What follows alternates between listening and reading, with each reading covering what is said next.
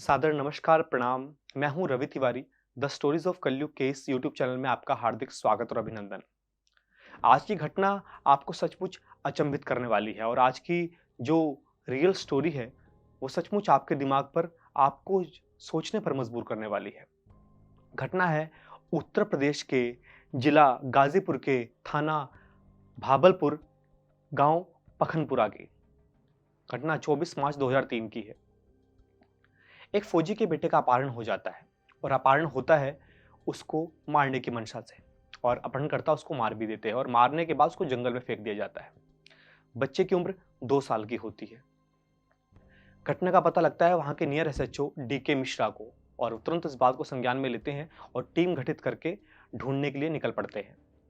उनके हाथ लगते हैं जो जिन्होंने अपहरण किया, अपहरणकर्ता उनके उनमें से एक व्यक्ति उनके हाथ लग जाता है, और उससे पूछताछ करने पर उनसे पूछते हैं कि वो लाश कहाँ पे है, कहाँ तुमने मार के फेंका। अपहरणकर्ता बताते हैं कि मैंने उनका गला दबा के उस बच्चे का जंगल में फेंक दिया है। जंगल में जाते हैं और बस वो बच्चा वहां पर ही उनको मिलता है। देखते हैं कि बच्चे के ऊपर एक सांप लेटा हुआ है, परंतु बच्चा मरा नहीं है, बच्चा अधमरा है। और अपहरणकर्ता जिस तरह से अपहरणकर्ता द्वारा बताया गया था कि बच्चे का हमने गला दबा दिया था और गला दबा के हमने इसको मारने की कोशिश करी थी। बच्चे की बॉडी के ऊपर एक सांप बैठा होता है। वहां पे जो पुलिस के साथ टीमें थी, डीके मिश्रा के साथ जो एसएचओ थे, उनके साथ जो टीम आई हुई थी, वो कहती है कि सांप को मार के साइड में करते हैं और हम इस बच्चे को उठा लेते हैं। डीके मिश्रा जी तुरंत इस बात के लिए मना कर देते हैं कि नहीं, आपको ऐसा नहीं करना। जो सांप था, उसको सांप को किसी लकड़ी से हटाने का प्रयास किया जाता है, लेकिन हटता नहीं है वो। फिर अचानक से मन बदल जाता है। डीके मिश्रा जी उस सांप के समक्ष हाथ जोड़कर खड़े हो जाते हैं और कहते हैं कि हे नाग देवता, मैं जानता हूं कि आप इस बच्चे की रक्षा के लिए अब तक यहां पर बैठे हुए थे, और मैं आपसे अनुरोध करता हूं कि अब हम आ चुके हैं, अब आपकी ड्यूटी कंप्लीट है, आप जा सकते हैं। ऐसा सब कोई लोग जो साथ में खड़े होते वो सब देख के आश्चर्यचकित हो जाते हैं कि ये सब क्या हो रहा है।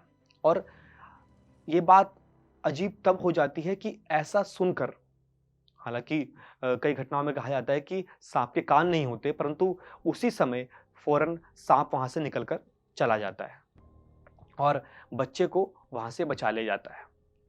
ऐसी कई घटनाएं हमारे सबके समक्ष होती रहती हैं, और सचमुच ये अंधविश्वास की जो बात जहां पर हम सब रखते हैं कि अंधविश्वास होता है, वहां पर इन सब बातों को कटाक्ष करती है, इन सब बातों को नकारती है। आज की घटना जो है वो बहुत अजीब घटना है। घटना है राजस्थान प्रदेश के, जिला है कोटा। आप सब जानते हैं कोटा जिला के थाना संगोद, गांव रसकपुरिया की। दिनांक है 14 अक्टूबर 2023, कुछ दिन पहले की ही बात है। एक लेडी जिसकी उम्र 65 साल, नाम बादाम देवी, के घर पर एक सांप घुस जाता है। कोबरा सांप घुसने का प्रयास करता है। पड़ोसी आसपास देख लेते हैं कि एक सांप घुस रहा है, तो लाठी डंडा लेके उनके घर के पास पहुंच जाते हैं और बादाम देवी से कहते हैं कि तुम्हारे घर एक सांप घुसा है और जल्दी निकालो, ना किसी को काट लेगा। बादाम देवी कहती है कहां पर है। देखती है तो देखने पे मिलता है कि वो सांप वहां बैठा हुआ है। अब गांव वाले उसको मारने के लिए पूरे तैयार हो जाते हैं और लाठी डंडा लेके कहते हैं कि इसको मार डालो, परंतु बादाम देवी को देख के सब आश्चर्यचकित हो जाते हैं कि वो बिल्कुल भी डर नहीं रही होती। उनके चेहरे पर बिल्कुल भी किसी भी प्रकार का डर या कपकपी उनके शरीर पर नहीं नजर आती, या भय हम कह सकते हैं कि बिल्कुल भी वो भय उनके चेहरे पर या उनके शरीर पर या उनके माथे पर कहीं पर भी नहीं दिखता। बादाम देवी कहती है कि आप कोई इसको मत मारो, ये हमारे घर का सदस्य है, इसको यही रहने दो। सब सुन के आश्चर्यचकित हो जाते हैं कि ये क्या हो रहा है। बादाम देवी कहती है मैं इससे पहले मिल चुकी हूं और मैं चाहती हूं कि इसको कोई मारेगा नहीं, अगर कोई मारेगा तो ठीक नहीं होगा।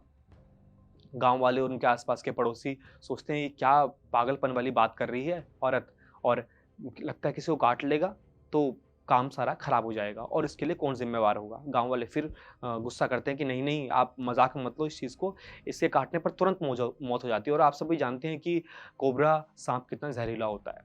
परंतु बादाम देवी मानती नहीं और वो कहती है कि मेरे यही मेरा बेटा है, ये पुनर्जन्म लेके दोबारा हमारे बीच में आया है। घटना कुछ ऐसी है कि बादाम देवी के 2 पुत्र होते हैं। बड़े पुत्र का नाम होता है राजूलाल और छोटे पुत्र का नाम होता है हंसराज। हंसराज की मृत्यु जो है 15 साल पहले पार्वती नदी में डूबकर उसकी मृत्यु हो जाती है और उस समय हंसराज की उम्र होती है 24 साल जब उसकी मृत्यु होती है तो। और बादाम देवी कहती है कि यही मेरा बेटा है हंसराज और ये अब पुनर्जन्म लेके सांप का रूप बनाकर हमारे बीच में आया है। सब देख के अचंभित रह जाते हैं, कहते हैं कि ऐसा संभव नहीं है। तो कहती है कि अगर तुम इस बात को नहीं मानते तो मैं इस बात को प्रूव कर सकती हूँ। तो कहते करो प्रूव। तो बादाम देवी अपना आंचल लेके उनके सांप के पास खड़ी हो जाती है और कहती है कि अगर आप मुझे नहीं जानते या इस घर के नहीं हो तो आप यहाँ से तुरंत चले जाओ, अगर हो तो यहाँ पर रुक जाओ। तो सांप वहीं पर बैठा रहता है, हिलता नहीं है वहां से।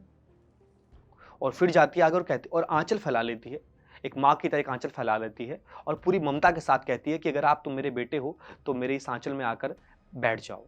और सांप उसी प्रकार से आकर उसके आंचल में बैठ जाता है। सारे गांव वाले अचंभित हो जाते हैं कि ये सब क्या हो रहा है। पूरे गांव में भीड़ का तांता लग जाता है और सब कुछ सारे देखकर आश्चर्यचकित हो जाते हैं कि सब हो क्या रहा है। बादाम देवी उसको निडरता पूर्वक उठा लेती है और अपने गले में डालकर घूमने लगती है, कभी यहाँ तो कभी वहां। हर कोई देखकर अचंभित था कि ये सब क्या हो रहा है। और सांप की तरफ से बिल्कुल भी प्रतिक्रिया नहीं थी, ना कि उसने उसको जकड़ने का प्रयास किया ना ही उसको काटने का प्रयास किया। सारे गांव वाले अचंभित थे। ये वाकयात पूरा दिन चलता है, पूरा दिन लेके वो घूमती रहती है। और फिर वो क्या करती है कि एक चबूतरे के पास कपड़ा रख के सांप को उसी के ऊपर लटा देती है और घर से निकाल के लेके आती है दूध, और दूध उनके सामने रख देती है कि तुम दूध पियो।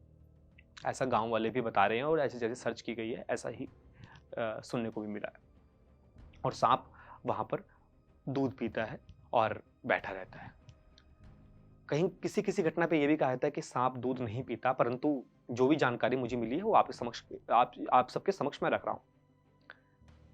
पूरा दिन लेके घूमने के बाद वो दोबारा गले में डाल के जाती है और जंगल की तरफ छोड़ आती है। छुड़ाने के बाद कहती है कि अब आप सब अपने घर जाओ, मैं अपने घर जाती हूँ और मैं आपको याद करती रहूंगी। इस तरह से वो वापस आ जाती है। 17 अक्टूबर 2023 को बादाम देवी खेत में किसी काम के लिए वापस जाती है और फिर वहीं पे उसको वही सेम सांप वही मिल जाता है। वो उसको गले में डालकर दोबारा अपने घर में ले आती है और दोबारा से वही अपने घर में लेके घूम लग जाती है। उनसे बात करती है, उसको लेके सहलाती है और गले में लटकाकर पूरे घर में घूमती रहती है। गांव वाले फिर से अचंभित कि सब क्या हो रहा है। वो लेके घूम रही थी और उनसे बात करने का प्रयास करती है कि यही मेरा बेटा हंसराज है जो पुनर्जन्म लेके हमारे बीच में आया है। लेके घूमने के बाद जाके जब वो गले में डालकर उसको घूम रही होती है तो जगह जगह जाके अपने कमरे में कभी कहाँ बिठाती रहती है। एक घड़ी ऐसी आती है कि वो गले से सांप को उतार कर छोड़ देती है और सांप अपने आप जाकर किसी बिल में, घर के किसी कोने में या बिल होती है वहीं पे आकर बैठ जाता है। कुछ दूर देखती है, वो दोबारा उसको निकाल कर आती है और कहती है कि बुलाने का प्रयास करती है तो वहां से कोई भी प्रतिक्रिया उसकी तरफ से नहीं दिखती। और यहाँ पर उल्टा हो जाता है कि शाम के, ये बात सिर्फ जिस टाइम वो खेत में गई थी उस समय सुबह का समय था और शाम हो जाती है, करीब 5 बज जाते हैं। 5 बजे बादाम देवी कहती है कि वो मर चुका है और उठा के बाहर लेके आती है उसको। देख के रोती है, गिड़गिड़ाती है कि मेरा बच्चा दोबारा से आया इस हालत में और अब उसकी मृत्यु हो चुकी है। और सचमुच वो सांप उस समय बिल्कुल मरा हुआ मिलता है। उसी तरीके से रोती है और वो दोबारा उसको उठाकर खेत में ले जाकर उसका अंतिम संस्कार करती है पूरे रीति रिवाज के साथ। कोई भी इस वाक्यात को मानने को राजी नहीं होगा जब तक वो अपनी आंखों से देख ना दे। और इस वीडियो को सोशल मीडिया पे बहुत सराहा गया, बहुत वायरल हुई और जिस तरह से हम इस वीडियो को देख पा रहे हैं उस वीडियो में साफ नजर आ रहा है कि वो बादाम देवी एक बच्चे की तरह, एक पुत्र की तरह, एक पुत्र समझकर, एक माँ की तरह उसको ट्रीट कर रही है। कभी कभी अंधविश्वास कहना बड़ा अटपटा सा लगता है ये सब घटनाएं देखकर। अगर आपको ये वीडियो पसंद आई हो तो लाइक करें, कमेंट करें, शेयर करें और चैनल को सब्सक्राइब करें। बेल आइकन दबाना ना भूलें। मैं था Ravi Tiwari the stories of Kalyug में इसी तरीके से आपके बीच में नई-नई कहानियाँ, सच्ची घटनाएँ लेकर आता रहूँगा। आप सिर्फ़ जुड़े रहें और अपना अपना प्रेम दिखाते रहें। जय श्री राम, धन्यवाद, नमस्कार।